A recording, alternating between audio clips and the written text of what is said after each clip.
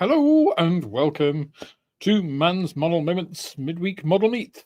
And today, of course, we are doing some unboxings. So I do have the results from the poll. So thank you for everybody that voted. We've got a good number of votes on there, which is always nice to see. So before we get into that, a few little bits and bobs to clear up. So have I got my name there? You don't need that, do you? Let's get rid of the banners. I don't know why it's showing those. Style. That's how I normally have it, and I don't want them. So there we go. We got the fireflies in tonight, so let's do that. That should get rid of them. There we go. And let's have a little look. Back to comments. So let's see who we have in tonight. We have Idwell, was nice and early. We've got Adrian. We got Steve. We've got Dave, World War II scale models. Got Adam McDonald. We have David Markey. We've got John Farrant and Black Skunk Works. Andrew Gittins, Stuart, Drew. People saying hello. Mario, good to see you. Just going down, lots of people saying hello to each other. We've got Graham Green and Keith. We have Little Things Junkie, good to see you. We have Bill. We've got Julian. And we got Craig just popped in. So good evening, everybody. You can see I'm wearing my hoodie. It's a little bit chilly today, and the heating isn't really set up. It's set up like during the week, just 20 degrees, which means obviously during the summer it's just off. And it's kind of on now, but you feel it when it's been above that temperature. It's been regularly 22, 23 degrees in the house. And then suddenly it goes down to 20. You notice that 3 degrees. So yeah, bit chilly. I thought I'd put my hoodie on. So I've just got arsenic and calcium there. It is, of course, sulfur, arsenic, calcium, and samarium. Sarcasm, the elements needed to deal with stupidity. But today we are dealing with unboxings. Now it's a good job that the Artemis, the Airfix Artemis set, didn't actually get anywhere in the list. In fact, did I put it on? Yes, I did. Okay, let me show you the list. So this is where we came to. So disappointingly for me, there was a very clear winner. The 172nd Airfix B-17 Fortress 3 was a clear winner. Yeah, it's an Airfix kit. Yeah, it's not new, but it's a rebox. So we'll have a look at that. Then we got ICM's 148th scale HE111 in captured schemes. Then their 124th scale tin Lizzies. And then it's a toss-up between the Folland Gnat and the Hawker Sea Hurricane, but the Folland Gnat had more people wanting to see it first, so it gets priority. And I don't have the Sea Hurricane here. I don't think we'll get that far anyway, based on prior experience. So what I'll do from now on, because I was thinking about this, about how do we, because quite a lot of people voted for a lot of different stuff here. So I thought what I'd do is I'll take those votes on to the next round. So obviously the ones that won get cleared out, and then I'll put in some new kits, and then the votes will get carried on from this week till the next one. So that gives, I think, it's probably better than refreshing each time, so it gives a bit of legacy to things, because you can still get clear winners as is demonstrated by that fortress, which is 12 points ahead of the nearest one. And it's a good 15 points ahead of the Hawker Sea Hurricane. So, you know, if people really don't want to see the Sea Hurricane, then, you know, they can vote for whatever else comes up. So that is that. Had a few more people pop in. We've got Simon from Simon's Modelling Shed. We've got John Alec from John Alec Scale Modelling, obviously. Welcome both. I think that's everybody else that's popped in, or at least everybody that's popped in into the chat. Now, of course, if you've got a comment or a question, please put comment or question in capitals or QQQ or CCC, just so that I can see it, star it, and I don't lose it then. I think that's about it, right? I am noticing views on the channel are going down, which is not good. So the I mentioned at the start of the year, YouTube's changed its algorithm. A lot of channels, including big channels, are starting to notice this in quite dramatic ways. It's gone down about another 25% from earlier in the year. So it's a little bit disappointing.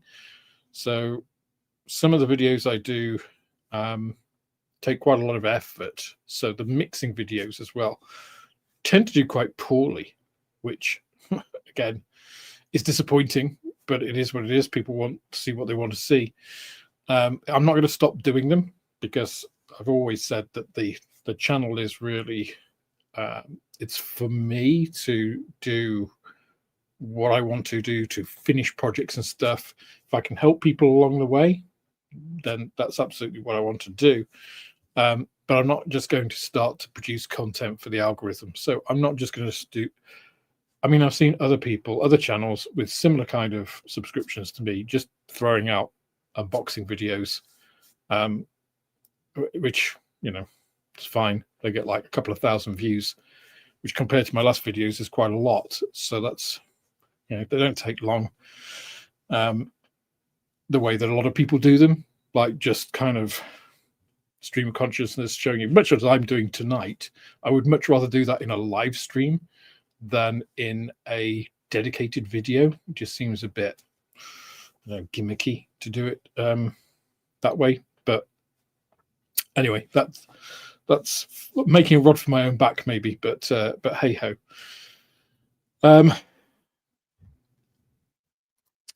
Dave, you're a gentleman and a scholar. Thank you very much. Dave has gifted 5 free Man's Model Moments memberships. If you receive one of those, please do go to the pinned, I always say pinned, and I don't mean pinned, I mean members only post in the in YouTube, and that will give you the link to the Discord channel. And I shall refresh it after the stream to make sure that it is valid. And come in there, and you can. We've got a group build at the moment, which is a Tamiya tribute build. A lot of people are doing Tamiya tribute builds, but obviously this is just for channel members. And if you want to join in on that, please do. I've got a whole bunch. As anybody in the Discord would know, I ordered over £1,000 worth of Tamiya kits, and that's trade price, which are all about half of them are on the website at the moment. I'm going to be putting the rest on this tomorrow. Yeah, I was hoping to do more of them this afternoon, but I had quite a few customers in, so I didn't get as much chance to do that as I wanted to. So I've been going through. It's really boring. They're all out in the shop. I had to rearrange some stuff as well, so that took some time. There's only so much just like typing stuff into a computer you can do in any one stretch before your brain starts to turn to mush. So I like to try and mix it up and, you know, actually label the stuff, get it out on the shelves, make sure it's all making sense. So yeah, if you do go into the shop now, it's got quite a nice system, I feel, where all the military stuff, for instance, you've got World War II on one side, you've got modern on the other, next to the 132nd scale aircraft, and it's all done by nation. and then I've done it by different types. So the German stuff, you've got kind of, it goes from the late war, sort of like the King Tiger, the Jagdtiger, King Tiger, Tiger and derivatives, then Panther, Panzer IV, Panzer III, Panzer II, Panzer I, Panzer 38 and 35 Ts, and then through all of the various transport stuff. So it's kind of logical, you know. And then you've got British, the Russian stuff, and the British stuff, and the American stuff, the French and Japanese, Italian, a few other little bits and bobs, Romanian and things. Can't really well, I could do it by nation on the website as well, but I need to crack how Shopify handles a page, because they have what's called collections. It's quite a nice way of organizing stuff, but I want a collection of collections. So I'd like it so that you can go into, say, okay, I'm interested in a period, World War II.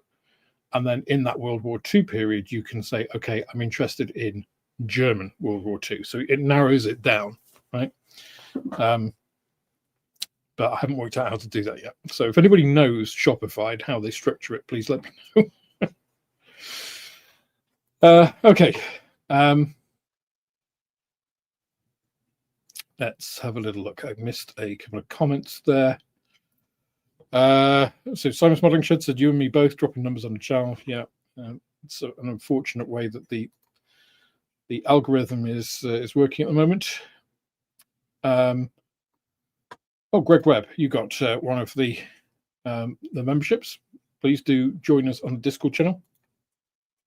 Oh, which is exactly what Dave said. I'm glad we were all of the same mind. Bill also got one there. I think it just distributes them randomly. There's no rhyme or reason to it. We don't get any. John Williams says, watched your review of the Wessex and the Hornby rant. Yeah, I was surprised at some of the comments on the Hornby thing. I got not many, but like there were a couple of comments who were basically saying, I'll paraphrase, oh, you're living in the past, the day of the model shop is gone, you've got to compete with the internet and realize that online is the way to go. To which I say, you're an idiot. Whoever said it, the people who said it will have that approach. I wasn't arguing against the internet. This is like, I have a web store. I compete just fine with other online establishments. That wasn't the point at all. You know, there's nothing wrong with buying things on the internet. You know, you can support a small independent shop like mine or like others by buying on the internet. Which that's not what I was talking about. I was talking about competing directly with a manufacturer who is also a supplier and treats its suppliers, it's supplied to retail outlets, unfairly. Okay. So, yeah, I did have a rant. I don't think it, well, I say a rant, but a rant is usually unjustified, right? Mine is, I believe, completely justified. I think if you speak to any retail shop, I might accept Jadlam there. And if anybody's watching from Jadlam and you have a contrary view, please reach out and speak to me. I'd love to hear. But I think Jadlam have a bit of a special relationship with Airfix. For example, they recently put a whole bunch of Airfix kits on sale on special offer, like really reduced prices. And I got a trade note through today about some special prices on those kits. So, but Jadlam had already done that. So they had a prior heads up. They must have done, because if they got the note at the same time as I did, then they would have traveled back into the past to set that up. So again, that doesn't feel great when a distributor is being treated differently from another distributor. And yes, they put a lot of stuff out there, but then if they're being given preferential terms, they're bound to, right? So yeah, I don't think it was an unjustified description of what Hornby are doing. Nothing I said was untrue. I still haven't got my Wessexes. Last week I said, like, just send me the Wessexes. Just I'll pay the postage. I just need them. And obviously the Artemis was announced, and I said, look, if they're available, because I didn't get notification of whether they were or not, it's just like, just put it all together. I'll pay the extra charge to get them. I just need the stuff because I need to send it out to people. You're making my business look bad. And I said, also, chuck a couple more Wessexes and a couple more Stalwarts in as well.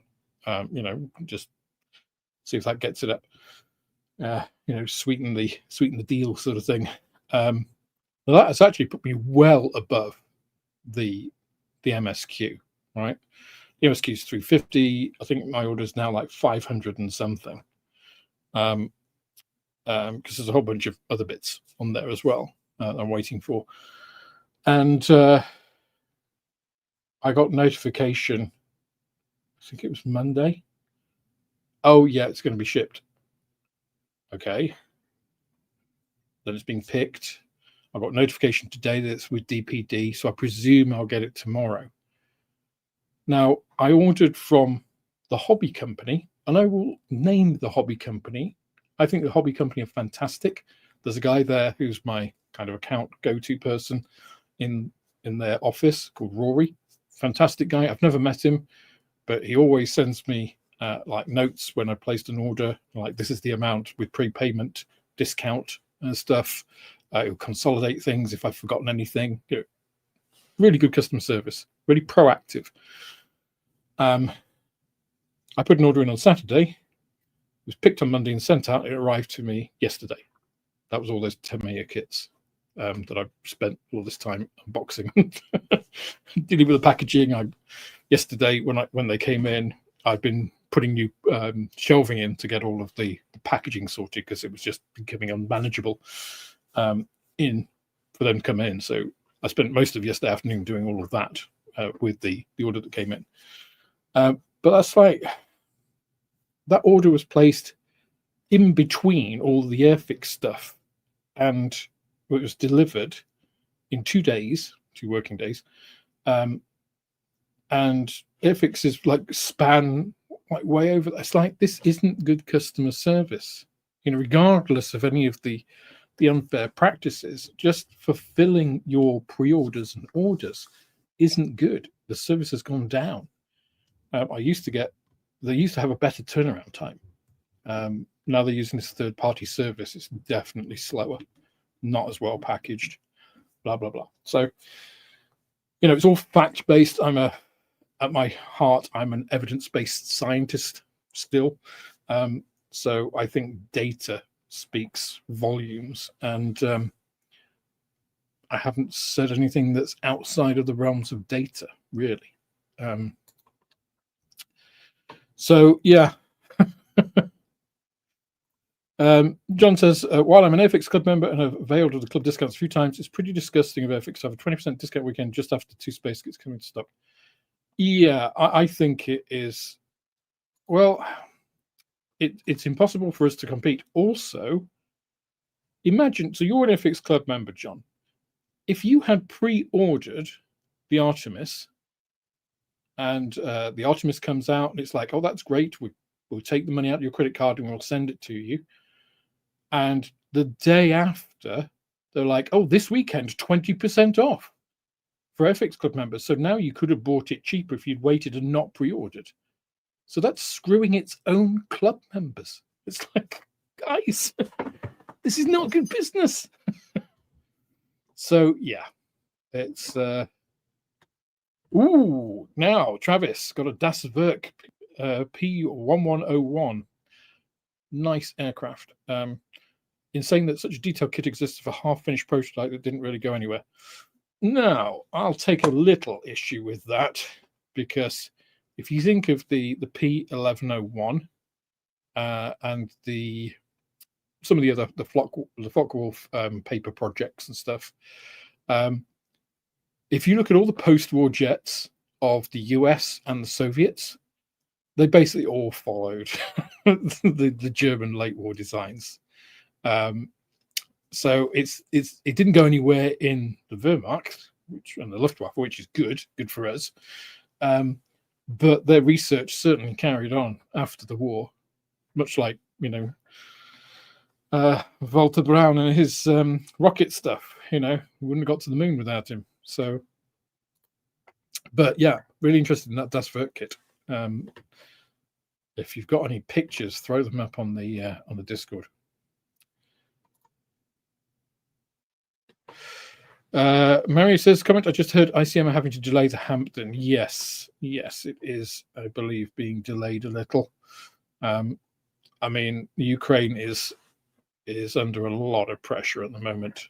And of course, I wasn't sure whether I was going to get to talk to you tonight, because of course, Russia's drones strayed into Polish airspace and territory. Many were shot down, and Poland is now talking about invoking Article 4. So that happened about an hour or so, 2 hours before the stream, and I was just like, oh, okay, could be World War III. So if at any time this cuts out and there are large flashes and explosions, a small amount of delay on the Hampton doesn't really matter, does it?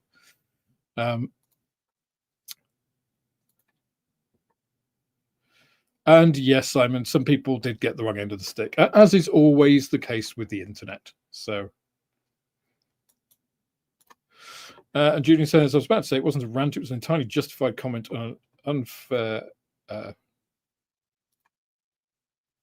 unlevel playing field. Yes, absolutely. Alex, whichever way you spin it is just not right. No. And I've had plenty of people coming into the shop, actually. Not that I've, both ones that I know, regulars, and people I've not met before, saying similar things. So, Adam McDonald says, whoever is running Hornby the last 6 months is on something for sure. Some utterly bewildering decisions being made. Yeah. I expect it's very much around short-term profit. But hey, what does that say about Airfix customer care when sending? You see, Airfix. So just to clarify, Airfix don't have a customer care department.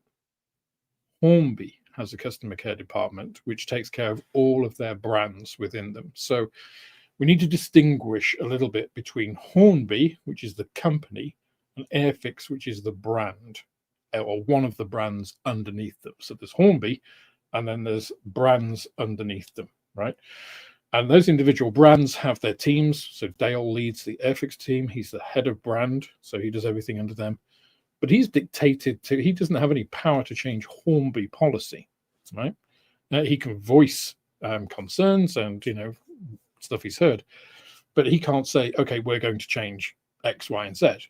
He can do individual things, it's like, oh, we'll send this out to you, or, get customer care to do something, but he can't change policy.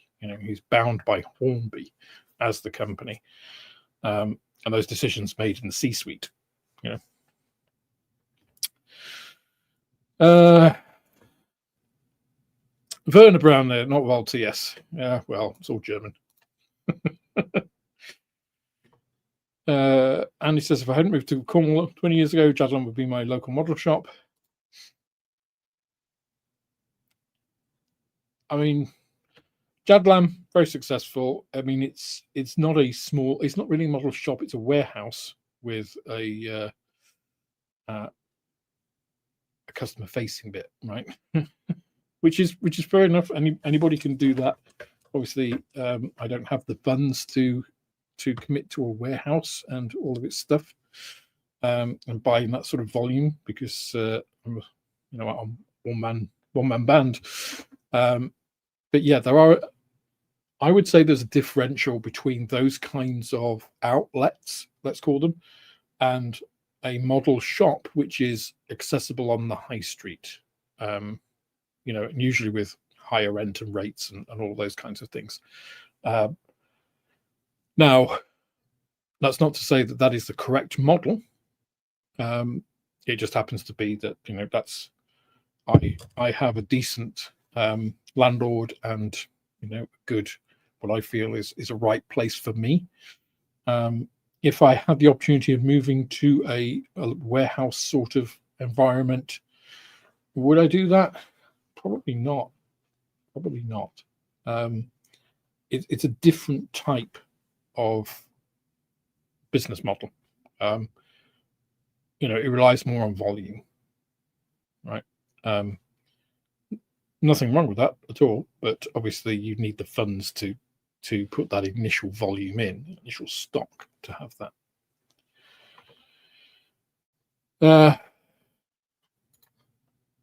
Mary says, Hornby are hammering me almost every day with special offers. It feels like they're staving off bankruptcy.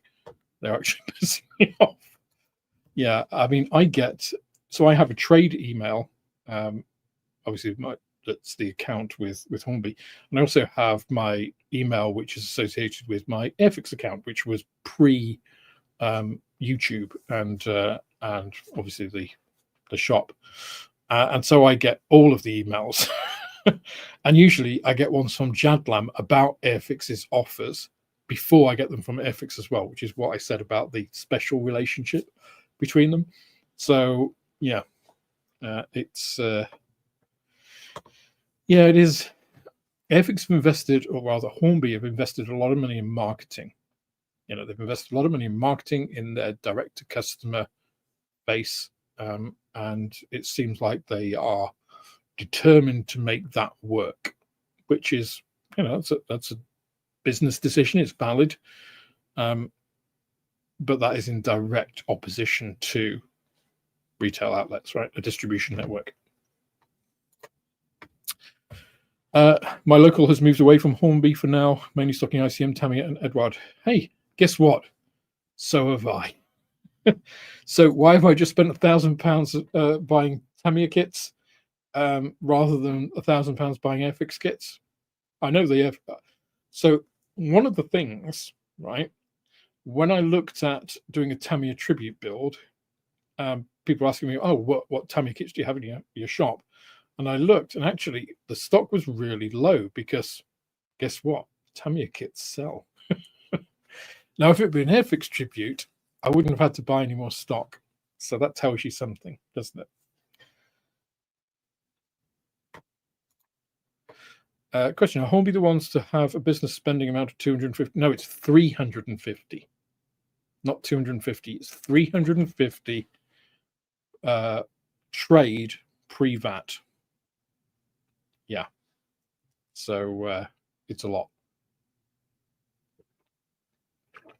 So yeah, if I bought, because obviously I'm a small independent trader, so as a sole trader I still pay VAT because I don't want to do accounts every month. That would kill me. I don't turn over, what is it? I think 70,000 is the threshold, so I don't turn over anything like that. So I'm not VAT registered, so I pay VAT on all of my goods. So everything that I buy into the shop has 20% added onto the retail trade price that I buy in at. So if I buy £350 worth of trade goods from Airfix, I'll actually be charged £420 because there's £70 VAT charge on top of that. So I have to figure that so my cost for those goods is obviously includes the VAT. And so I have to include that in my profitability calculations, which is one of the reasons why, the margins aren't that high on model kits. So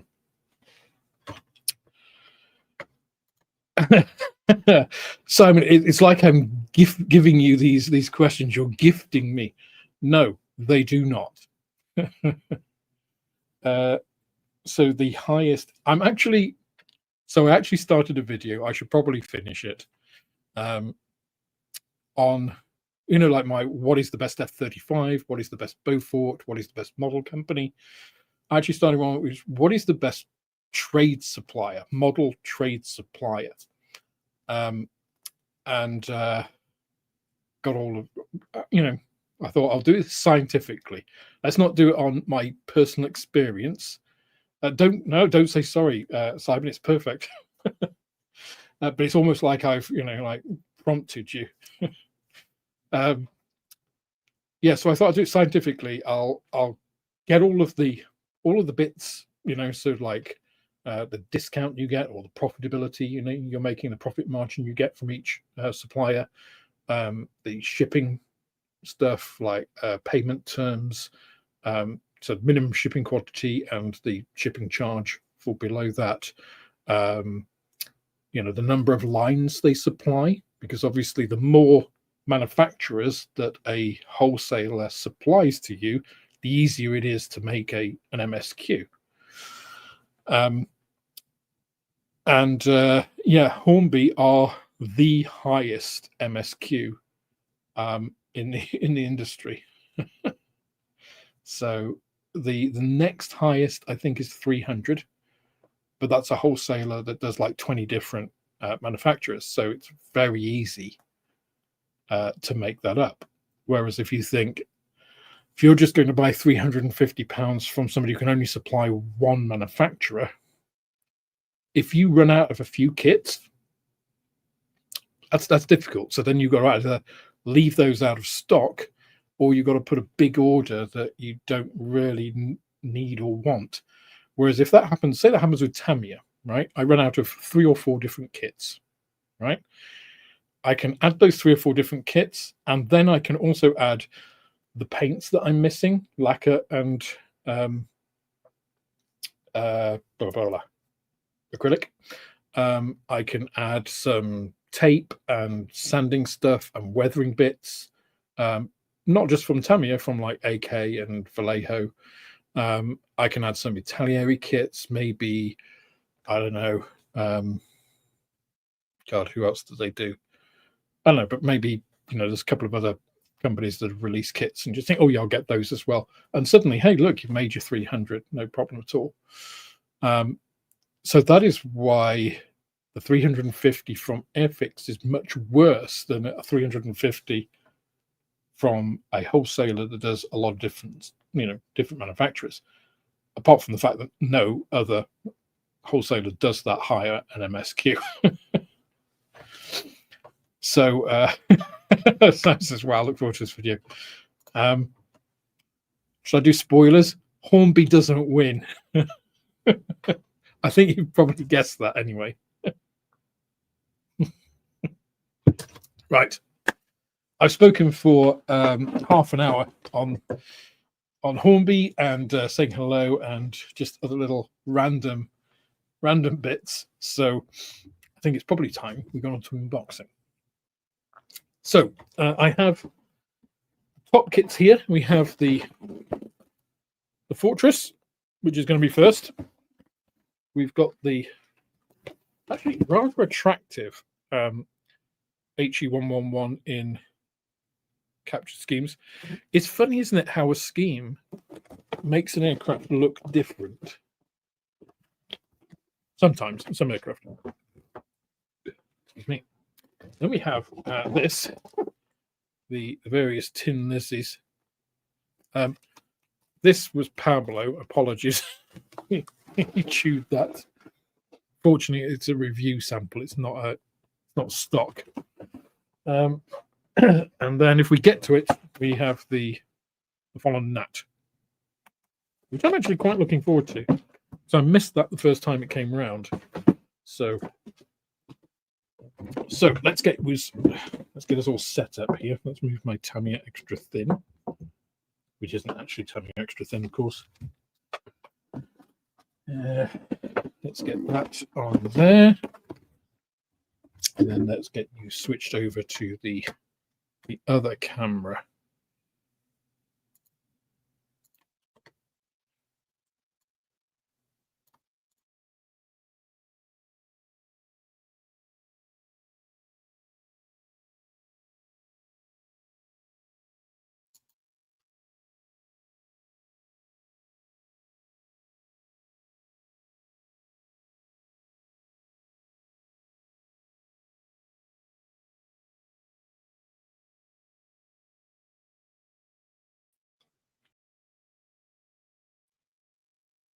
Well, that didn't work. Oh, okay. I think I know why.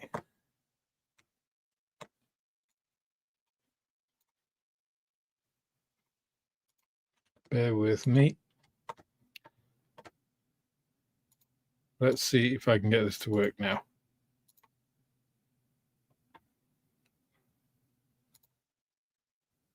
There we go. Nope. Nope. What on earth is this doing? Come on. There we go. I had been recording. I'd actually been doing, I thought, just before I came on, I'd do a little bit more of this dreadful kit. So I have got a little bit further with this, but the fit on it is absolutely appalling. I mean, look at that. There is, and the thing is that if you remember the guides in the bottom, so there's no other way. You can't adjust this. That's just how it is. And actually, the other side is fine, but then it has this big. I don't know if you can see it very well. It has kind of a bit of a trench there. You've got a big gap on this. Can you see these don't really line up? I mean, this took a bit of doing. I can tell you. The transparencies, or the translucencies, I should say. You can see there's a big gap at the top here. I don't know if you can see that. Big gap here. So I can actually get my scalpel in there. They're really difficult to put in. Really fiddly. They come in two halves. I don't know why. No real reason. This one is in place, but it's got such a big gap, and it's so. Can you see? It is not flush with the surface at all. It's like a millimeter down in that. So,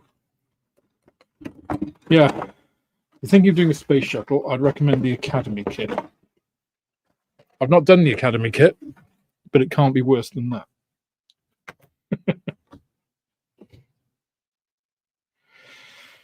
Okay, it's a great box art of a very dull fortress scheme. Yeah, to be honest, I don't know why Airfix decided to do this scheme when this is the Fortress Mark III, which is obviously the British one, which I think is the main draw for this particular kit. Because obviously they've done the B-17 before, but they haven't had the scheme of the Fortress Mark III. So I would have thought the Fortress Mark III would have been the way to go, but Airfix obviously thought differently. So let's go ahead and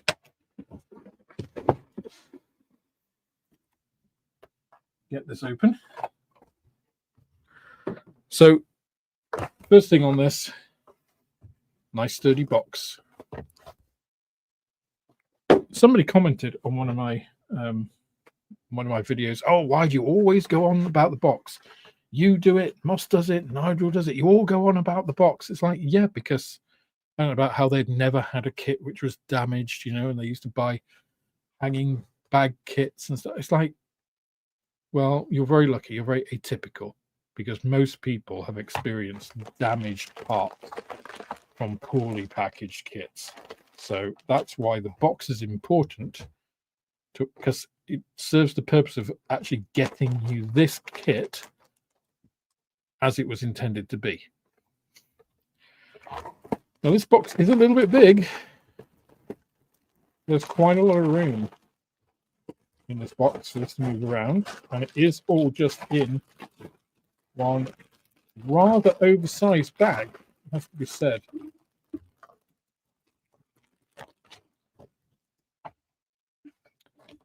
And we have the, I'm not going to go through the instructions, but we will have a look at the schemes. So decals there, all your common ones, and the RAF markings, as well as your USAF ones, or Joker. They look very nice, if not outstandingly unusual.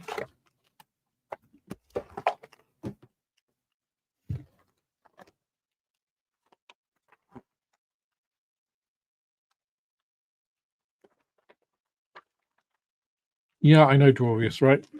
Poorly packaged anything has a risk of being damaged. My kit's any different, and of course they are not. So A scheme is overall, it's interesting they show it as a brown, whereas obviously it was matte olive drab, dark matte olive drab was a greenish color, and it often faded to a brownish color. If you want an ICM mix, I have obviously covered the US colors, both interior and exterior. 3 videos on that.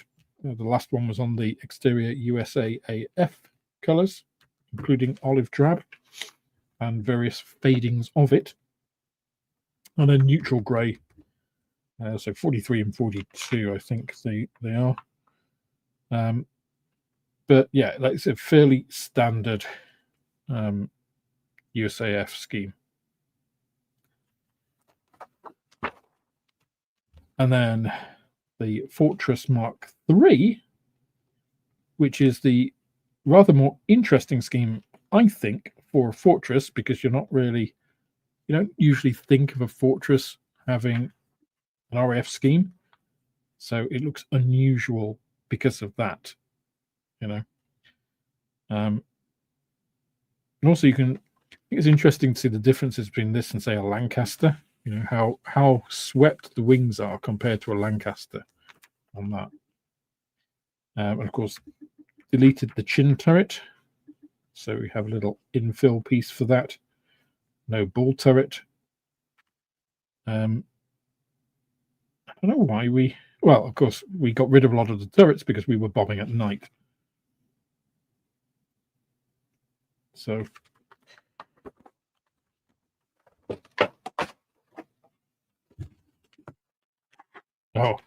we also have all of the common stencil data,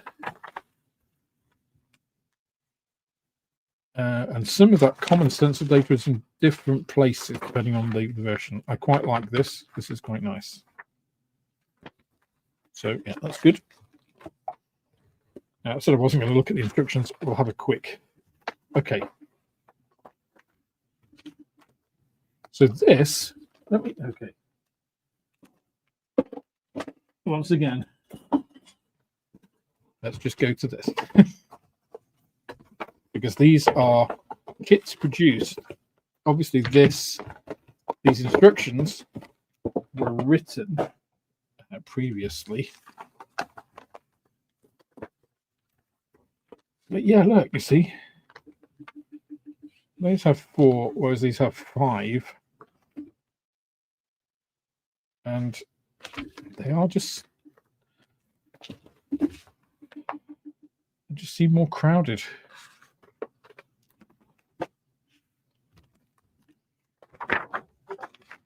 So this all looks pretty good. Usual Airfix quality of instructions. All very nice. You can have the option for the bomb bay open, closed. Lots of bits and bobs to have there. Let's actually have a look at the plastic. Is it? No. Start with. Come on, focus. There. Look how big the bag is. That is where the seal of the bag is. There's an awful lot of room for that to flap around in there.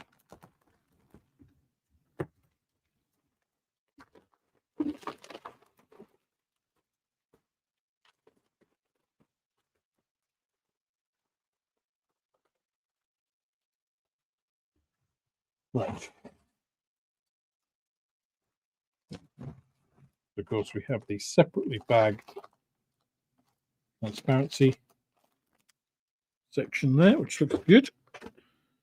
Let's take all of that away a moment. Let's start with the fuselage.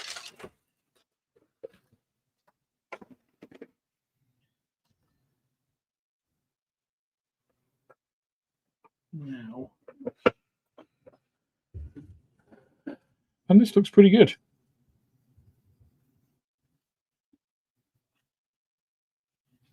So we've got pretty nicely engraved panel lines here. Let me bring this down a second. Come on.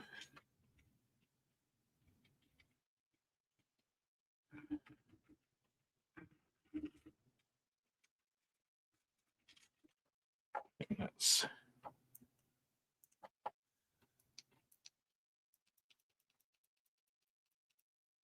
okay. Get plenty of light there. You can see. So you can see the panel lines, nice and thin. They're pretty good. Some nice surface detailing across on that. You've also got quite a lot of nice internal ribbing detail, which is quite good. The stringers. Again, I'll apologize for the camera because I can't fix the focus for some reason on StreamYard. So it will keep trying to do different things, even when I don't want it to. Right. Some wings. So lower wings. Again, we've got some nice, very smooth surface and these nice, you can just hear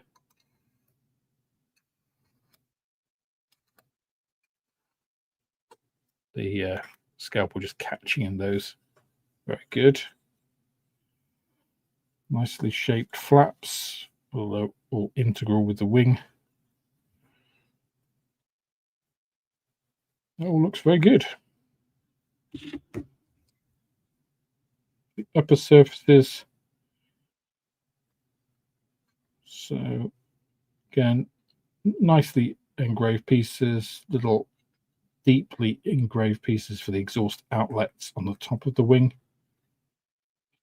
But they don't go through anything, they are solid.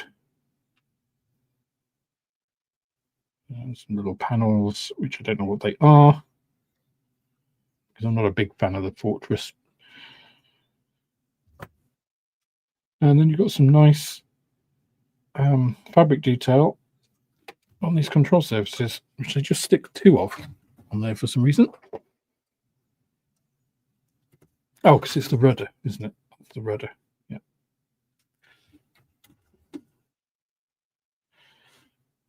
So we've got some. So these are solid one-piece affairs for these ailerons, and you've got some rivet detail, some raised rivet detail, and then some fabric effect. The first impression is a little bit 1970s, but actually when you look at them, they have razor sharp edges to them. So they're very thin. So if you think of an old Airfix Fortress kit, or from Revell or whatever, these would be like a millimeter round at this edge. It'd be really chunky. Whereas that is beautifully thin. So although the first impression is like, ooh, not sure about that, when you actually look at it, it's pretty nice. Same for these.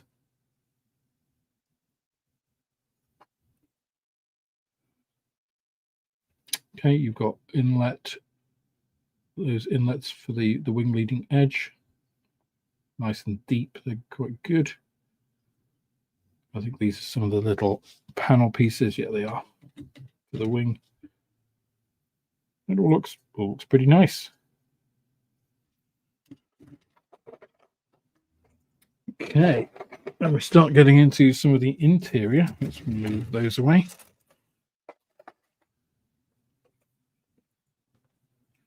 Just thinking, let me bring you a little closer. Let's move this camera a little bit.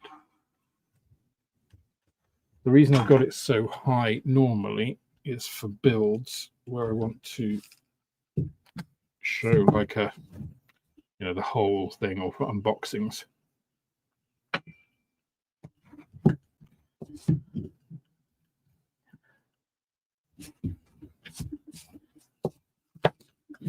Oops, I've lost you.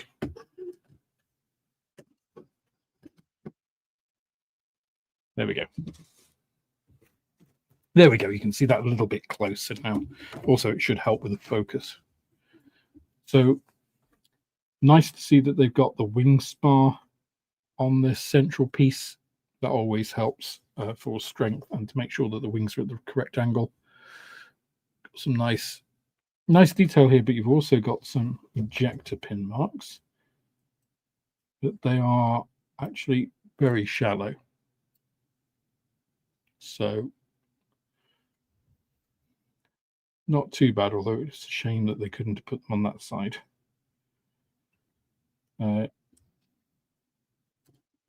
Not quite sure what piece that is, but you do have stringer detail in it. That's the bomb bay doors. Now, do you have to cut those if you want it open? Or do they provide separate ones? Looks like you have to cut them. Not the end of the world, but I would have preferred those to be separated, personally. Only because when you cut a piece like this, you run the risk of damaging the edges, or not getting it perfectly straight, or there's just pieces that can go wrong. You have the bombs and bomb racks, so all that looks quite good. Again, because this is 70-second scale, most of that obviously you're not going to see. Now here we see some of the reasons why you need to have a good box and good frame design, because look, this has come off. So has this large piece has actually broken off. We've actually got some flash there. That's weird. That's a big piece of flash just in that doorway. Again, it's not going to pose a problem, but this is a pretty new tooling, so that's a little surprising. Other than that, all seems to be quite nice. Plenty of 50 cals. You see, and I've said this before, I don't think the B-17, well, no, it's not, I don't think. The B-17 wasn't a very good bomber. And I'm sure Americans are going to rage about that. Oh, so that isn't to say that, in fact, I think it's an insult to the airmen that flew them and their bravery that it was quite an antiquated design. It was like a mid-30s or an early 30s design. It carried so many machine guns. I get the whole overlapping fire and all that kind of stuff, but hey, guess what? If you fly at night, you don't need as many of those, which means you can carry more. The weight of those machine guns, all of the ammunition, and the people to fire them, man them, meant that it couldn't carry as much. And people will go on Wikipedia and say, oh, it could carry this many bombs. It's like, it couldn't carry anywhere near the bomb load of, say, the Lancaster. People say, oh, well, it could if it had them externally. I don't know of any mission where a B-17 carried bombs externally. And also, when it did that, it couldn't achieve any of the flight parameters that they will also quote on Wiki. So if you actually look at the B-17 objectively, it's not a very good bomber for the size and weight of it. Now, that doesn't take away anything from the...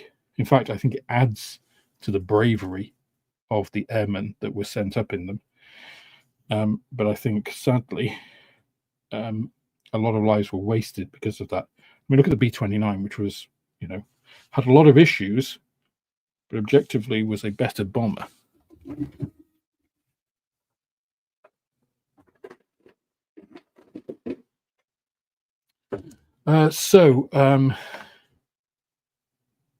After making that potentially vitriolic remark, Adrian, it is not a 2025 model. This is a rebox. In fact, let's have a look when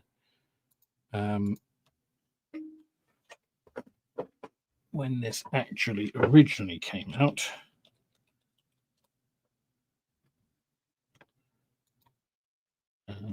Let's see, B-17.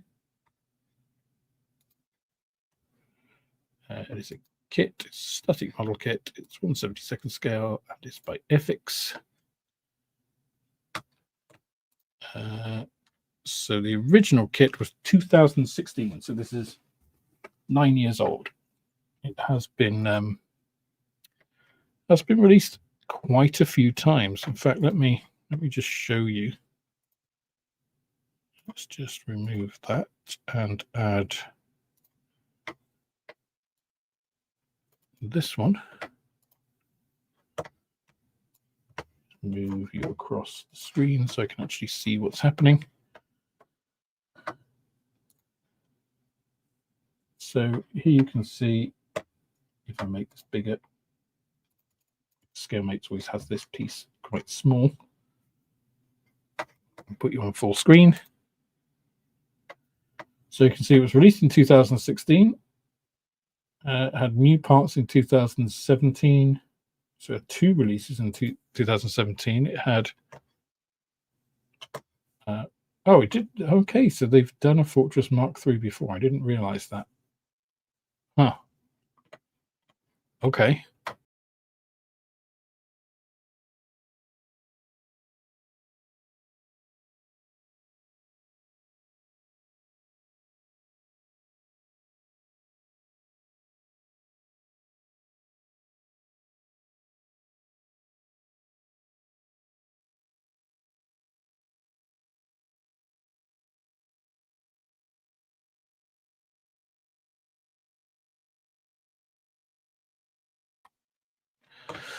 Okay, pressed the wrong button, ended up taking myself out of the screen. So in that case, is this just a new? Okay, so this is literally just a new set of decals. I didn't realize they'd released the Fortress.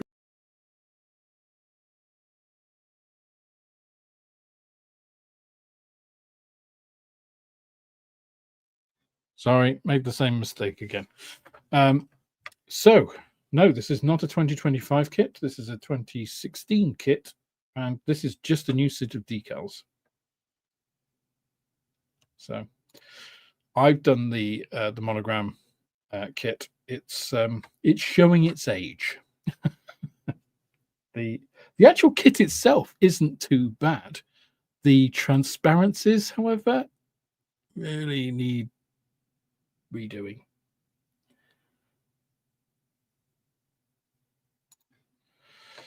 Yeah, so Craig, I agree. They were sent on hopeless daytime missions. Crews were so brave. Yeah, they were.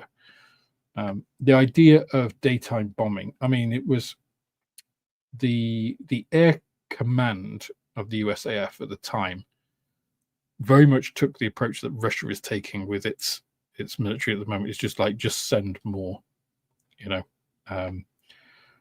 rather than actually giving them the tools that they really needed.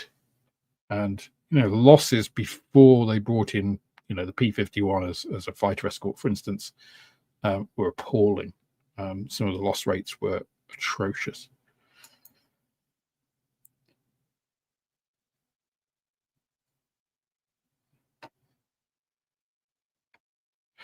Yes, Edward, have done the collaboration with HK for the Bloody 100 tribute. I almost got to the kit in the shop, but they're quite expensive.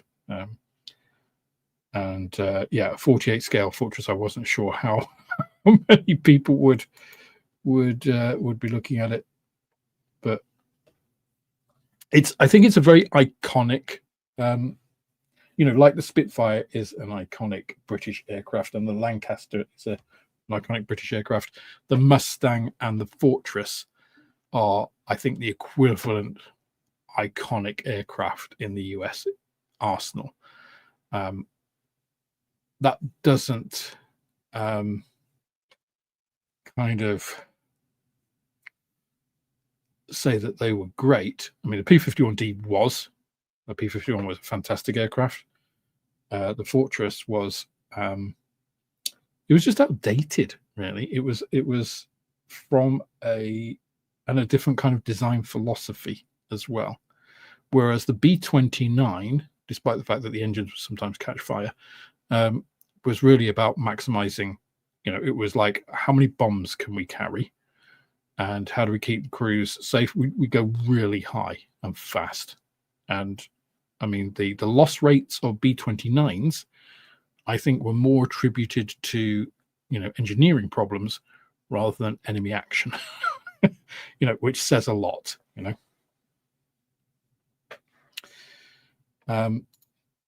Yeah, so, yeah, and as I mentioned, Julian, a lot of people will say, oh, it's only 300 kilograms less. It's like, yeah, but they didn't carry stuff externally. And if they did carry that, they couldn't make it where they were going. You've got to remember that a lot of the B-17s were sent into France, and they were required to basically follow certain profiles. I looked into all of this, and actually there's some really good videos. I think there's one, I can't remember the channel, but basically the title of it is "The B-17 was shit." So if you go and have a look at that, and he goes into it in really good detail. I can't remember what the weight is of the, I mean, how many machine guns did it carry? It's like 2, 4, 6, 8, 10, like 12, 13, 14. It's like 15 machine guns on the thing. And they're 50 cals. Just the ammunition alone for them horrifically were heavy,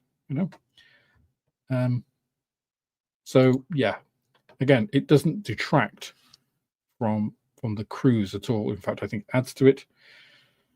But yeah, a lot of nonsense is said about some of these things. And understandable when it's, so iconic, and, when you've got relatives who may have flown them or died in them or whatever, But anyway, let's get back to models. I mean, all detail on this looks good. It's very much, new Airfix. I don't think there's really an issue with the kit. Let's put it that way. Oh, I'm missing a prop. Huh. I didn't see one in the bag. Nope, not in the bag. Oh, I'm missing a prop. It's just gone. Huh. Okay. Now I'm also. Oh no, that piece is okay. That piece is loose in the box, but the prop is not. I am properly missing a prop.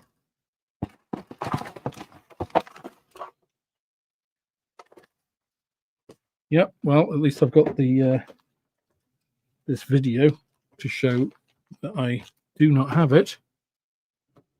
And that, folks, is another QC strike for Airfix.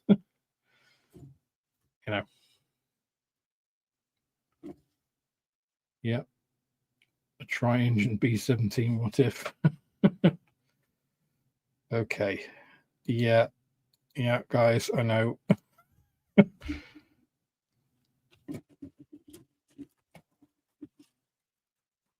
I mean, it's where you choose to spend your money, isn't it?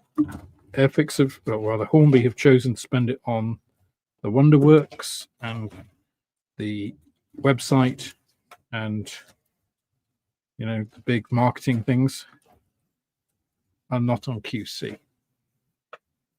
Are those the right decisions? I mean, I don't think so, but only you can be the judge. There's another piece that's come off. At least I've got all my engines and then all the engine pieces.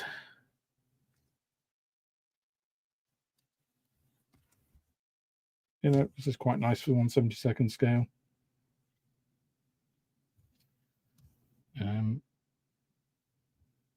Some of these pieces I think are for the ARIA version, the blanking pieces. Those different wheels.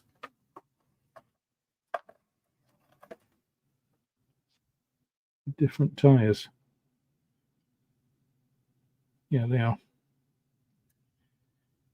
Apparently, we must have used different tires. So, yeah. I'm not going to open this because, I mean, I only run the risk of losing pieces. It's going to be nice. It's going to be typical clear, you know, Airfix clarity. No, actually, I am going to open it. Talk myself into it.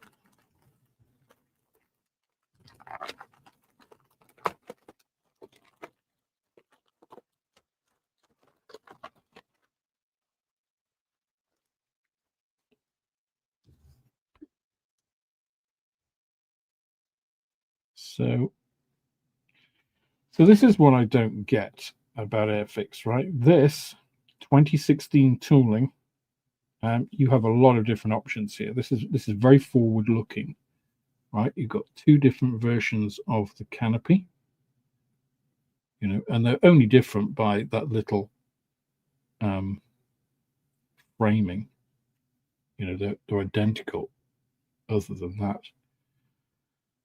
But for the Wessex, they can't put one with or one without windscreen wipers in 2025. You know, it just feels like, you know, you've got, again, two different versions. There's a lot of duplication of pieces here to accommodate different versions, you know, forward thinking again. You know, here, one with and without the machine gun hole. So, yeah. That's the two sides of the ball turret, isn't it?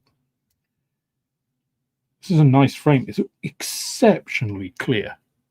I mean, the clarity and the shine on this, the actual tooling is superb. So, not a problem at all for that. That looks great.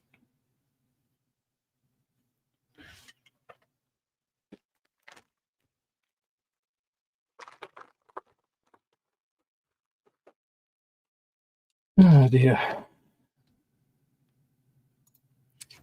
Many comment how much better Airfix is getting customer service where, well, you see, yeah, Airfix getting better.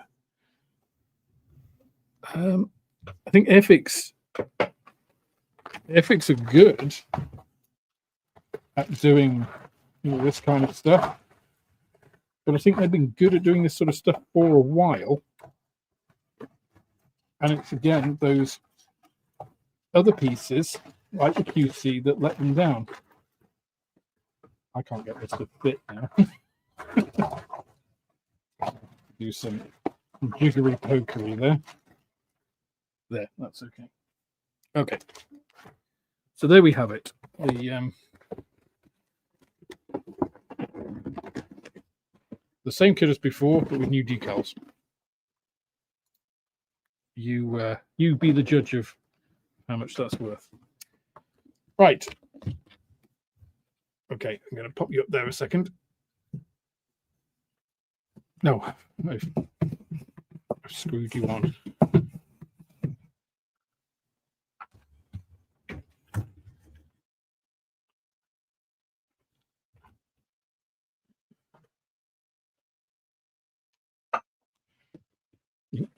Sort of.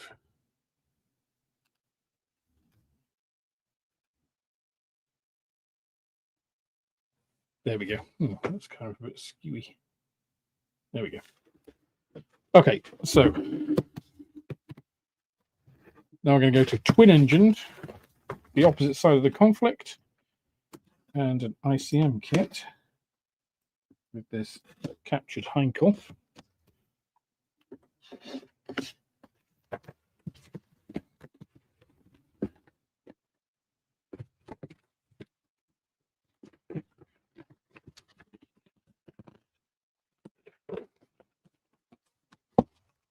This is so well fitting, I can't get it off.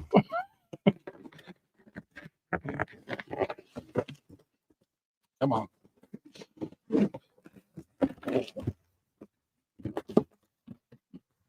It's because it's a very deep box as well. It doesn't give you a lot of leeway. Right, here we go.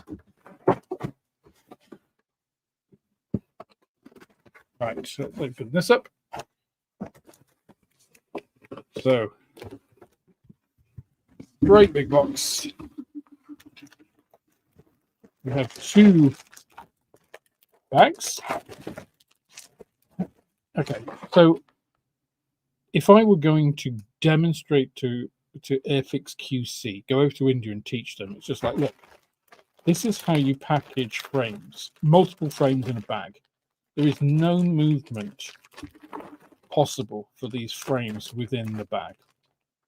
Okay, the only frame that can move is the clear frame, which is in the middle in another bag.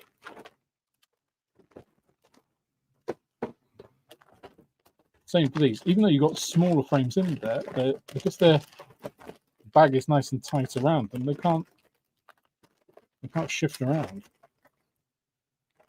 So again, this is how you do packaging. It's not hard. Not hard at all.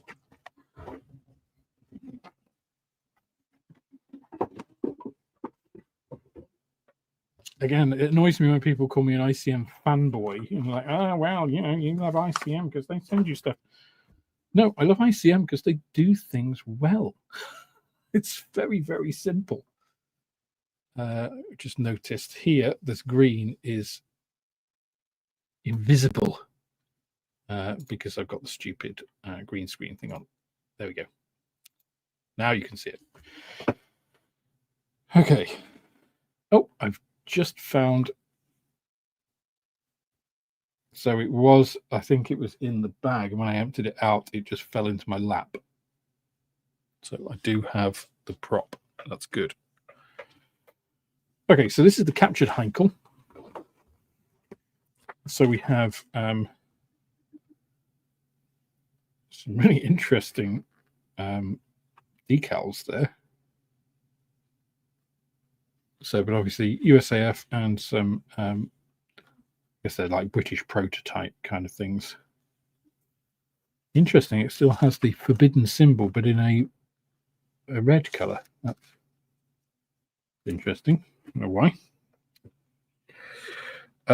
So ICM give you a lot of bits that you're not going to need.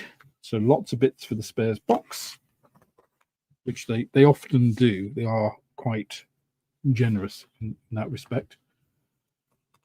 Standard ICM instructions. Again, I don't really want to spend much time talking about instructions. You can download all these instructions from the ICM website if you're interested in them.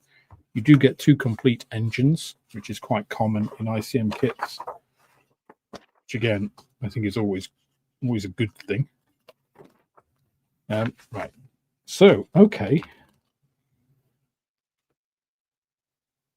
So you have sort of a standard splinter camo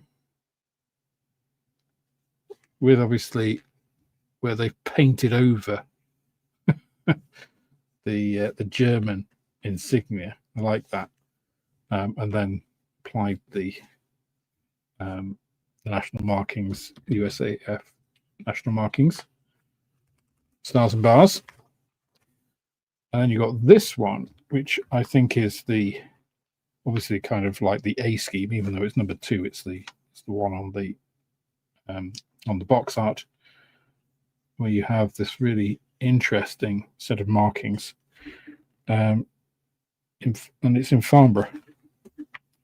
So obviously, we gave it a good going over.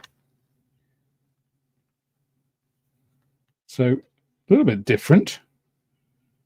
I mean, if I was going to do it, you know, it's kind of, I might do this on a 1/72nd scale aircraft, you know, because like showing it's been captured.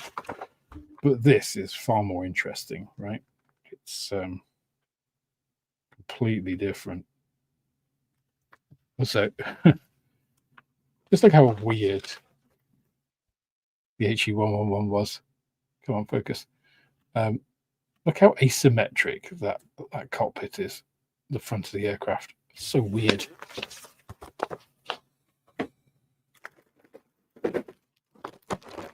The spade.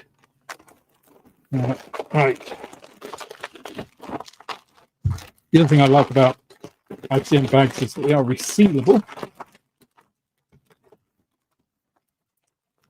Although I don't know if they're recyclable.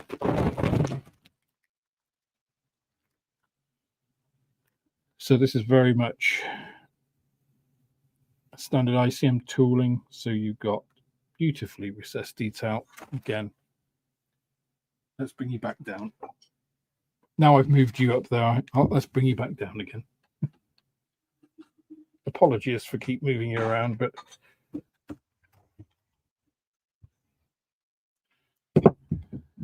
it just makes sense to have you a little bit closer for this.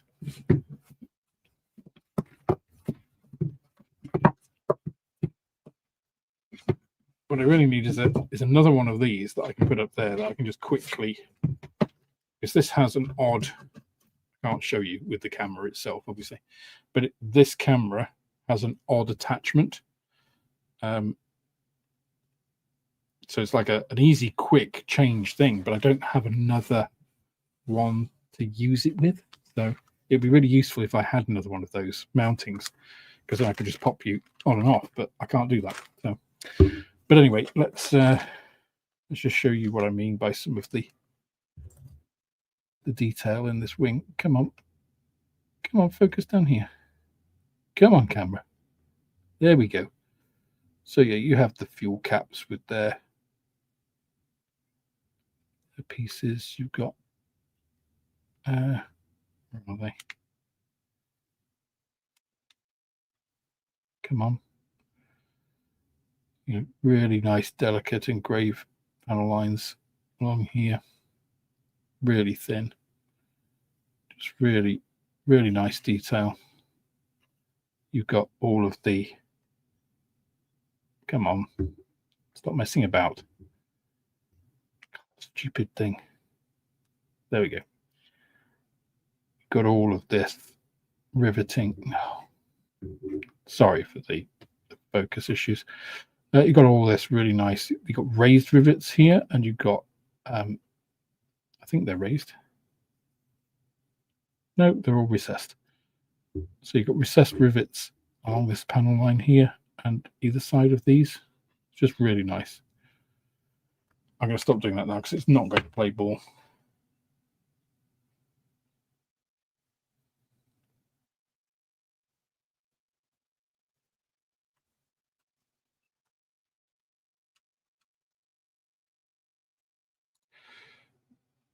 So yeah, this is the, so one of the things that ICM are very good at is making a kit in and then putting it out in lots of different forms, right?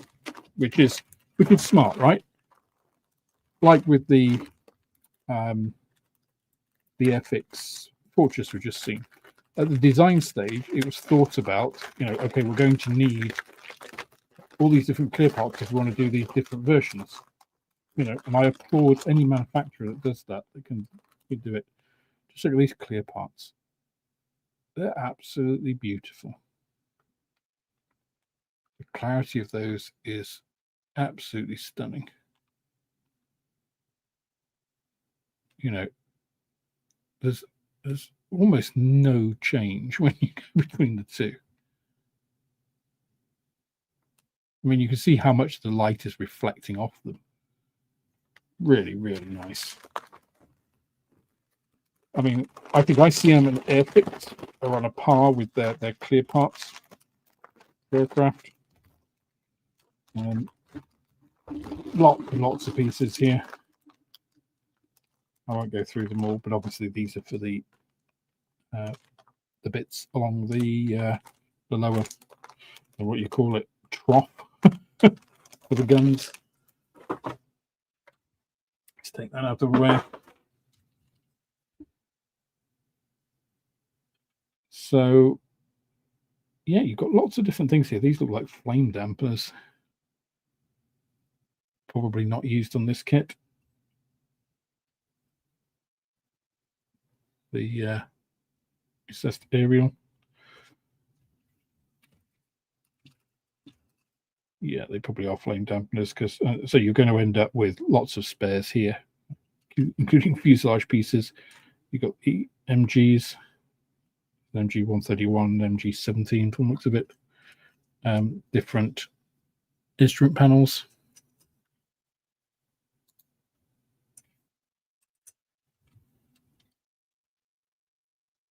And this, see, I think ICM are really good at doing this.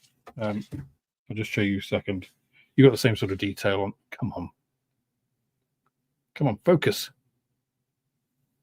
Honestly, it's so annoying, the focus thing. Same sort of beautiful recessed detail on these main parts. But this is, ICM are really good, I think, at doing this, and that is protecting small parts. You know, here you've got these pieces which would otherwise be extremely delicate. And so what do? It's not actually connected to these pieces. These pieces just come out to stop these being caught. And then you've got this inner ring which supports all of this. So it's just really, you know, you've got these as well. These are obviously undercarriage pieces. Same sort of thing. The way that these are designed to support them all the way along. Whereas a lot of manufacturers would just support them at the end and kind of from here, you know. Whereas they have these dedicated runners that kind of go in the same sort of shape. It's just smart design, you know, and they do it on pretty much all of their kits, whether they're aircraft or you know, their car kits or AFVs or whatever.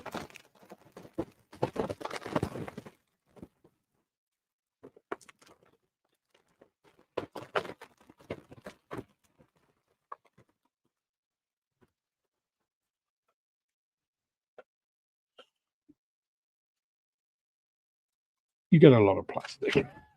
A lot of plastic. Right, so you get two of these. So these are obviously the bombs. Nice detail on the wheels, on the tires there. These big spade propellers. What amazes me about like a lot of Chinese manufacturers do this as well, is where you have, and recent Tamiya kits as well, you have big pieces, like big injection pieces, and then you have these tiny, tiny thin pieces all on the same frame. You know, and look at how this is injected. I mean, somebody from ICM needs to go to India. You know, Airfix need to pay for them to go out to India and tell them how to do this, because this goes in, right? It's got two little thin injection gates that go into this big part. There are no little tabs on the outside of this to ensure this is filled, and yet that is perfect. I don't know, just the design of them is, I mean, the proof's in the pudding, right?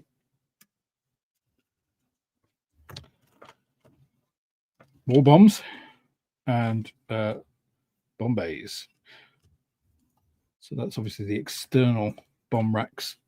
Come on, focus, for goodness sake. Thank you. The external bomb rack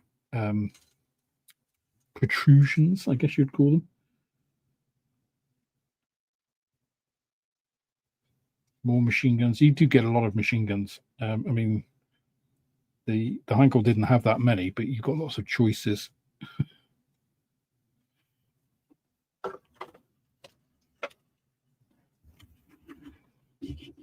So different options, obviously, for whether it's, come on.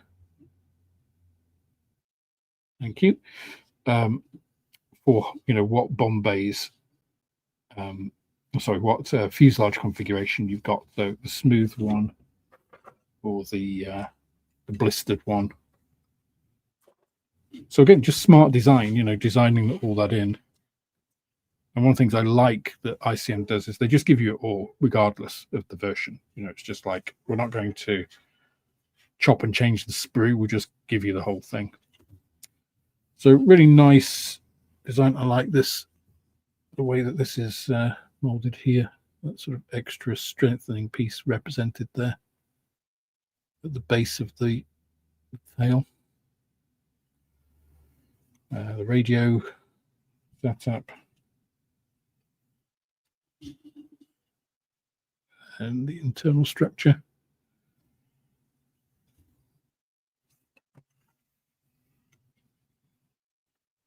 All rather nice. And then, just like we saw, one of the things I like to see, and you know, credit where credit's due for Airfix in having the same sort of design, is where you have the spar running through these internal places. Just ensures you get this correct angle on the wing, and you know that everything is all fixed in the correct place without you having to do lots of fiddling about. That's a different version of that back. We saw that on one of the frames on this one, which has the later aerial in it.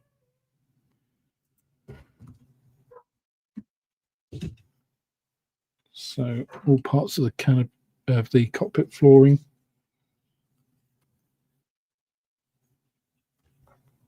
I haven't built an ICM Heinkel, but I suspect I may end up doing one, especially as it's got the, you know, the complete engines.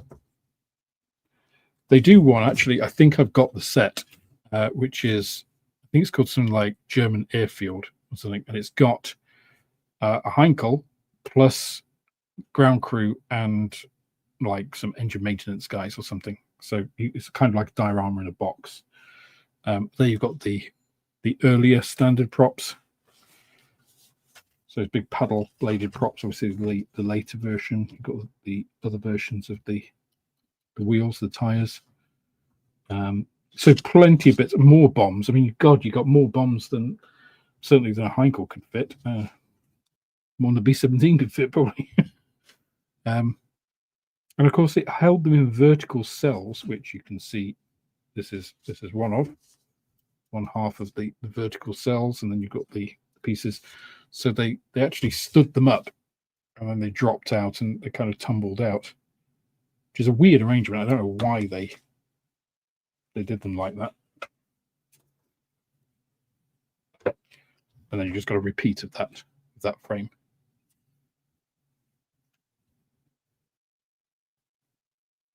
So almost, if you were just to close the whole thing up, almost the whole of this frame, those two frames we just had, wouldn't be seen. So you could just disregard and have a spares. Right, quick drink.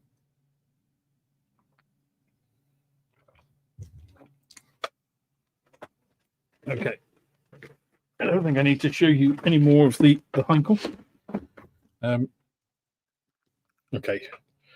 Ooh. It auto flips round at certain angles. I don't know why or how. But okay, let's just put it back in there. I think there's a magnet or something in there which kind of tells it its orientation. So let me just lift that up. So this is the various tin Lizzies. So these are 1/24 scale. So these are, you know, your standard modern vehicle sort of size, if you like. And let's have a look at this. Well, I seem to do quite a lot of these weird, unusual subjects, which again I find quite endearing, rather than just churning out all of the same kind of stuff.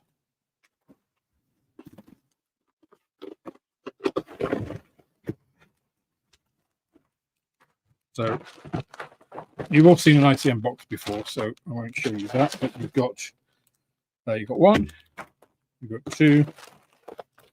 You have basically 3 kits in one box. All of these are available, or were at least at one point were available separately. So you have basically the Model T light delivery car, the Model T 1914 fire truck, and the Model T Roadster. Wow, it looks so sporty.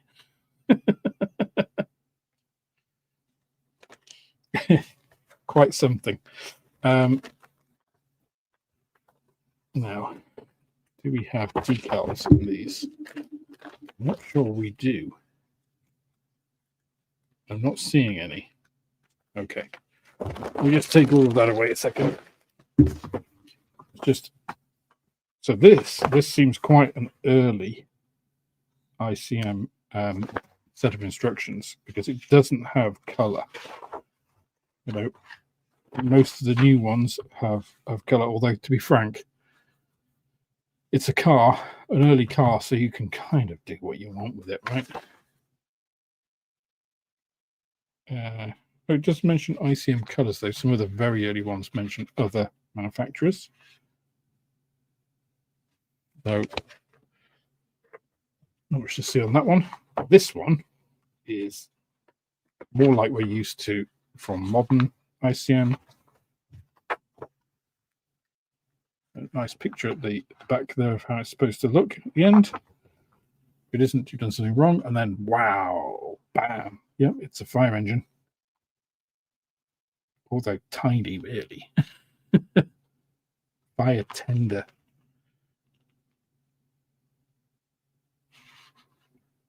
Lots of red and brass.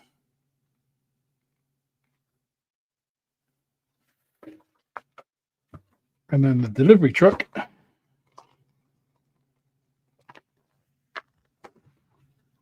So you've just got one scheme on each of these. Quality first, motor oil, gasoline. Different time. This weird arched roof. I mean, it's almost completely open at the sides. It's not going to protect you from too much of the elements, is it? Secondary concern at the time. Oh, there are decals. There we go. Oh, for this one, of course, because you've got the big Texaco things, which they're pretty nice.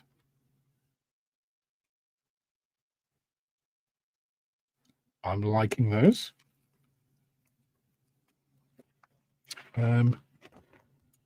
Again,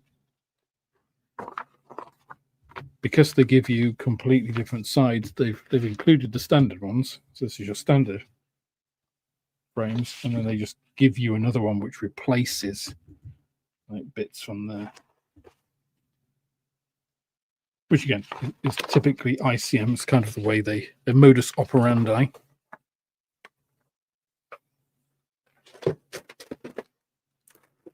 Which one should we start with? I'm just going to pick one at random. I think this is the Roadster. Yeah, we'll start with the sporty stuff. Oh, thank you, John. John has also gifted 5 months Model Moments memberships. Thank you very much, sir. Very generous.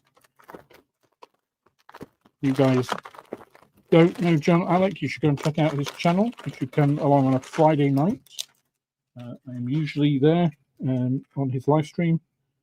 We get up to all kinds of shenanigans. Let's say it isn't monetized, so you get some frank and honest views. Okay, let's get rid of all of that.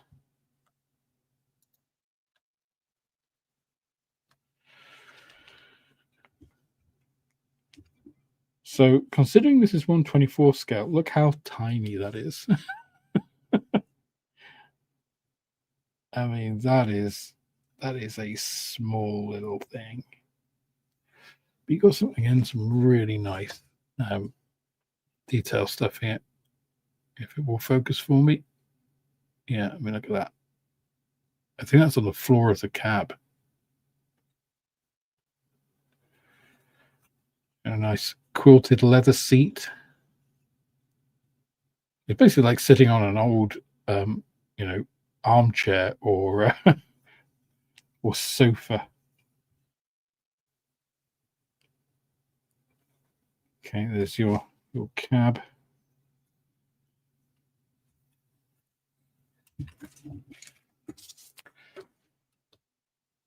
So, nice thing here is that I mean, again, you've got some really nice detail on these. Look, Ford logos there.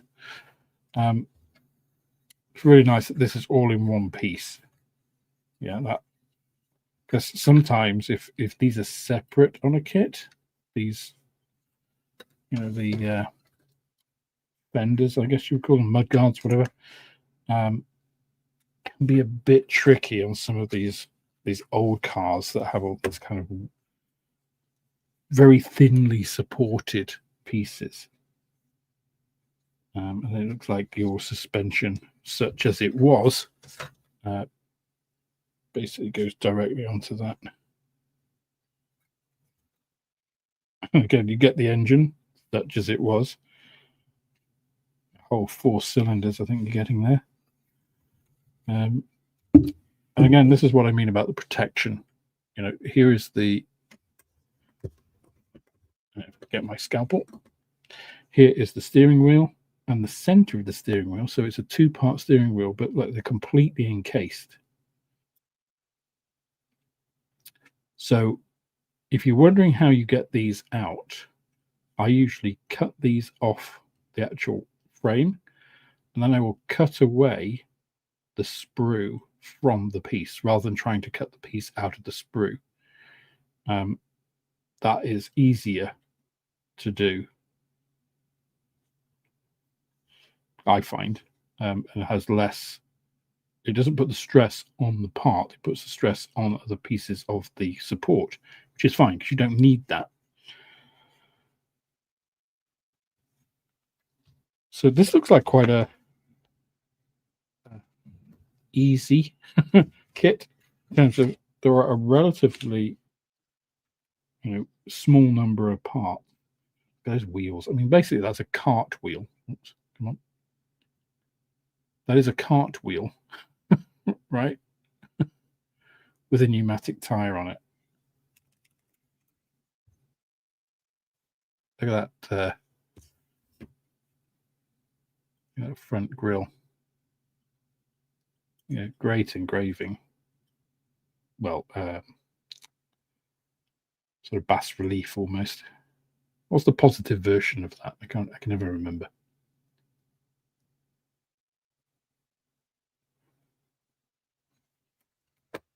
Then you have obviously the very clear flat panels. So I won't get, obviously, for the lights as well, the big lamps front. Won't get those out though. And look at this, white tires. No black rubber here. White walls. Well, just white. There's quite a lot of flash on those there.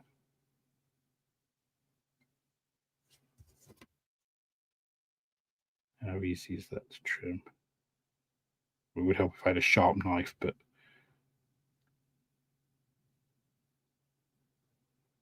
yeah, I always prefer to have wheels that are entirely plastic, and that's one of the reasons why, because cleaning up these is not the easiest. That's going to be a bumpy ride. I keep seeing bits of paint and stuff on my fingernails and things. It's because we're doing more paint mixing.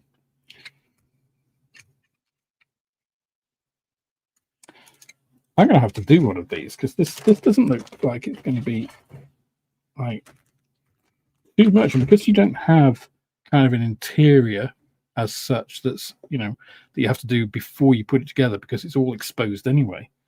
I reckon this could be quite a good little, you know, not exactly a mojo build because there's some fiddly bits in there, but I think you could.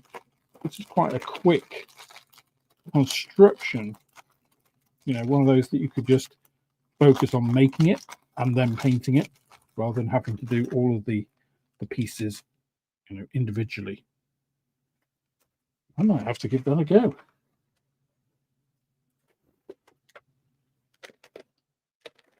If I did, though, which one would I do? Now, this is the delivery van version.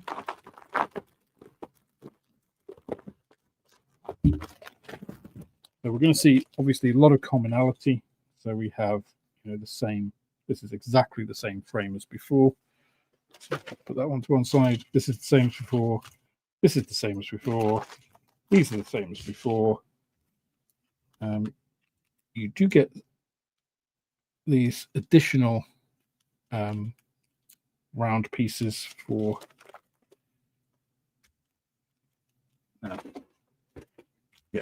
this,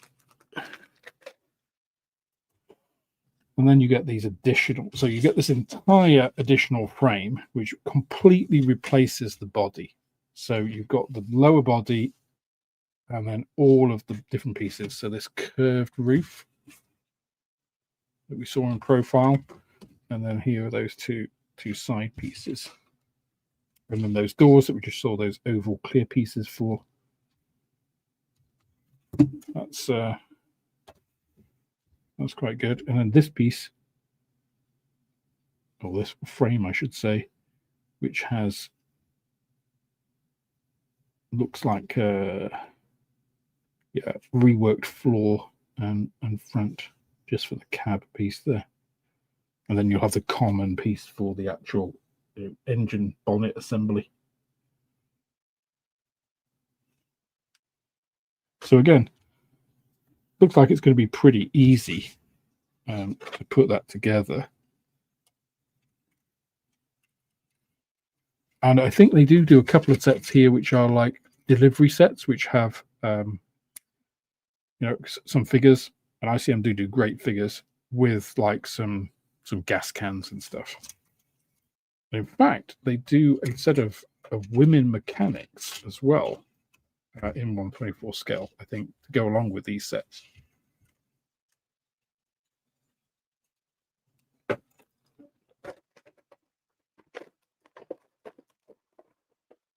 And then last but not least,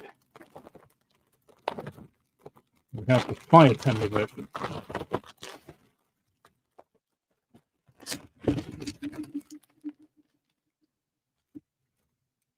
So again, this is the same as on the Roadster. That's the same as on the Roadster. That's the same as on the Roadster. These are the same, and these are the same. There's a lot of common parts, obviously. That is also the same as on the Roadster. So basically, that is the Roadster. So you get the Roadster kit. If you changed your mind and suddenly decided, you know what, I don't want to build a fire engine, you can just build the Roadster. I'm not quite sure why you'd want to, but hey. And then this frame is just for the fire tender. And the first thing I have to say is these grills are phenomenal. Look at those. Come on, focus, for God's sake. That is great. Rejection molded plastic. There isn't a single one on that is... Okay, we've got a little bit of... Is that flash? I have to put my glasses on because it's so bloody small. There's a little bit of flash on these ones. This one is absolutely perfect. There's a little bit of flash on these, but... Oh, actually, it's extremely easy to clean up. Yeah, that's not too bad at all. I think 5 minutes with your scalpel and then a quick go over with Tamiya Thin. And that's going to clean up. There's nothing on that one, so it's only that big one. Yeah, and you've got two more there. So you've got the fire hydrants, the ladder, of course.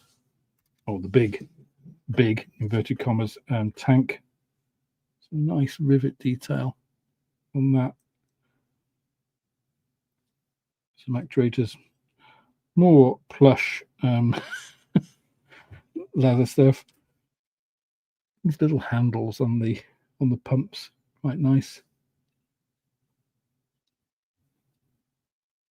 A little bit of flash on there, but again, doesn't look onerous.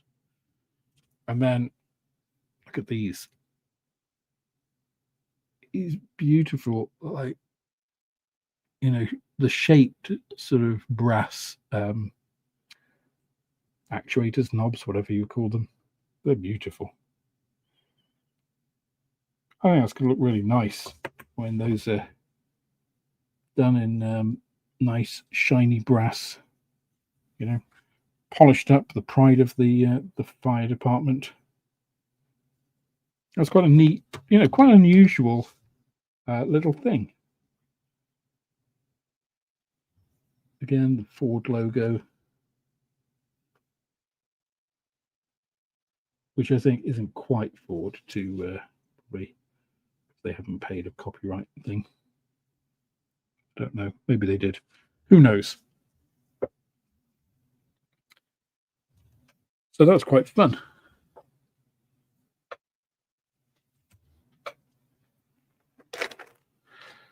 I'm going to swap over to the other camera.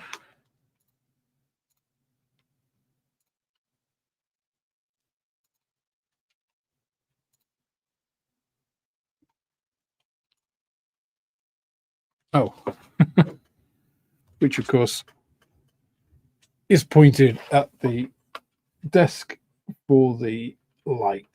So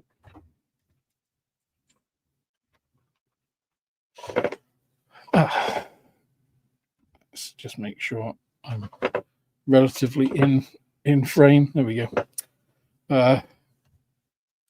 Yeah, user error as always. So I quite like those. I think I mean, this is certainly something different when you're you know, we're doing a lot of aircraft or been doing a lot of AFVs and something. That is, you know, it's going to make quite a nice change. I think the main challenge with this would be to get all of the brass looking, you know, metallic enough and kind of polished, you know, bright brass, as it is in that picture there. You know, that's probably the main challenge there. But it's quite fun. You know, the size of the lamps on the thing, and the these are just huge.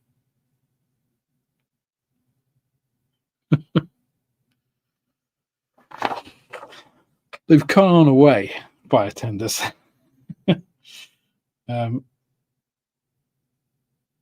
So yeah, I quite like those. Those look like neat little kits. I've got quite a few of these different, like the Ford Model A and the Ford Model T, and these older, no, like 1910s, 1920s, 1930s vehicles that ICM do. It even shows that there's like these, the front wheels are towed in, not the rear wheels, they're straight, but the front wheels are towed in. That's you know, just little details like that, quite cool. So yeah, thanks for suggesting that as an well, for voting for that as an unboxing, because it's not something that I'd naturally think of. You know, when I first thought of it, it's not something I think, oh yeah, you know, that's really me. You know, some 1910 onwards cars. It's just like, to me, it's just like, you know, they're kind of goofy looking, don't really do anything for me. But actually looking at the kits now, I'm just thinking, you know what, they might just be something I just have a little go at. So, yeah, so thank you for that, guys. And certainly the Heinkel HE111 definitely is my kind of thing. So I may well do that, although I do quite fancy some of the, not the captured version necessarily, although that would, it's quite tempting. But I quite fancy doing a sort of airfield display one, maybe with one of its engines being overhauled. That could be quite cool, or maybe some battle damage being patched up. There's quite a lot of possibilities for that sort of thing. Okay, let me just scroll up because I haven't been paying too much attention to the chat. So, okay, I did see that. Julian has headed off. Now, well, I don't know, Adrian, because the carpet monster always seems to selectively choose the pieces which you only have one of, not the ones you have duplicates of. So unless you duplicate everything in a kit, I think it's very difficult to avoid the carpet monster. It's an insidious beast.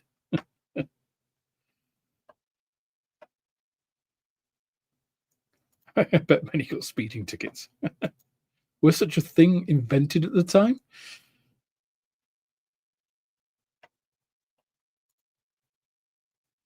Oh, yeah. Okay. Definitely. I'll support that.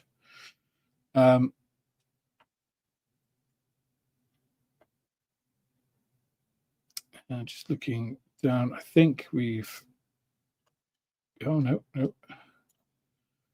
Okay, put the rubber tires into hot water and they become more manageable. Okay. Does that help with trimming them? Fire appliances, okay. I mean, you should really do one of those, Craig. It's kind of your duty, right?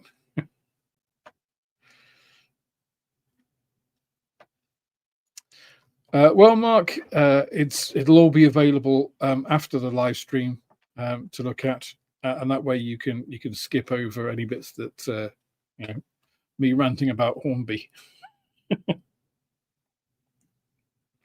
for example.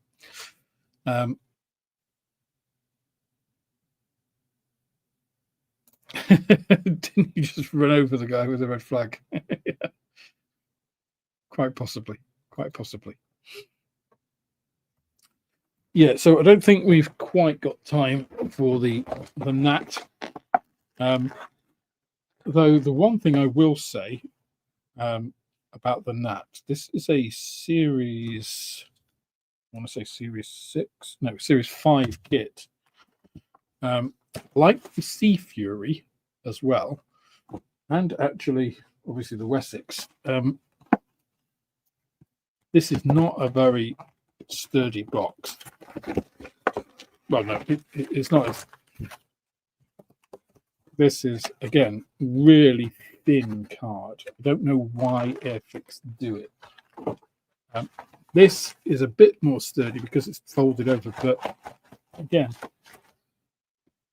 it's got more, three-dimensional stability when it's got the lid on, because obviously that holds it. That's fine.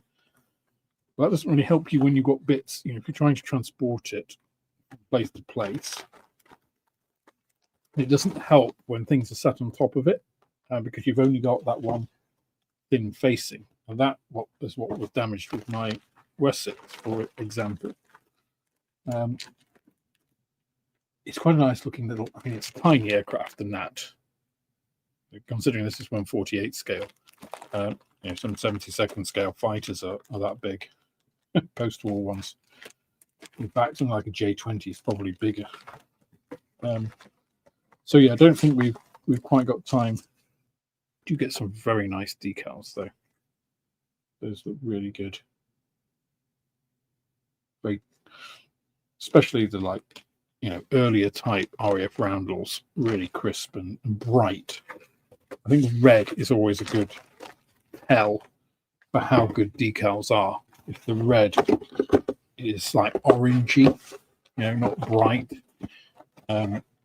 then yeah, you can generally tell it's probably not the best decals. But anyway, that's, I think, all I have for you for this week's midweek model meet. So thank you guys for coming over and sharing in the unboxings, for choosing the 3 kits that we had a good look at. Really, we did 5 kits because there are actually 3 kits in the various tin Lizzies. So you got 3 for the price of 1 for that, even though obviously they're all based on the same kit. I think that's quite fun. I'm inspired to make a 1914 car for some reason. So it's a funny old thing, modeling, isn't it? I didn't expect to be making helicopters and 1910 cars. You know, very much been a World War II and modern jet modeler. But you can never tell what you fancy. I mean, I've ended up doing, oh, quick sneak peek. Little Robin. Although part of it is going away, but so these will be coming shortly. So this one, all of the brushwork is basically done. This one is just airbrushed. So you can see the. Let me put you on the other camera just before we go. We can have a quick sneak peek of the Robins.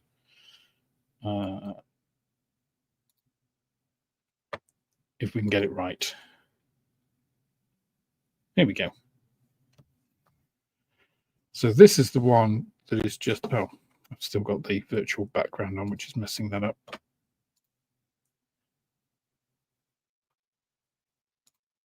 There. So this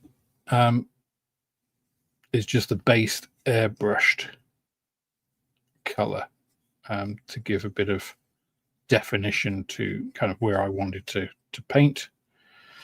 And then obviously I went with the brushwork and created all the feather detail and, you know, defined the actual volumes a little bit better, and the kind of differentiation of where the different colors are in the bird's markings.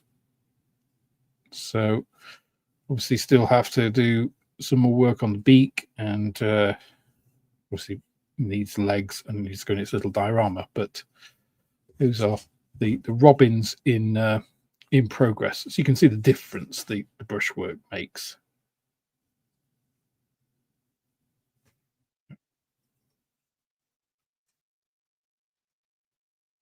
Well, hopefully you can see. If not, I wasted a lot of time. Okay, with that, I am really done.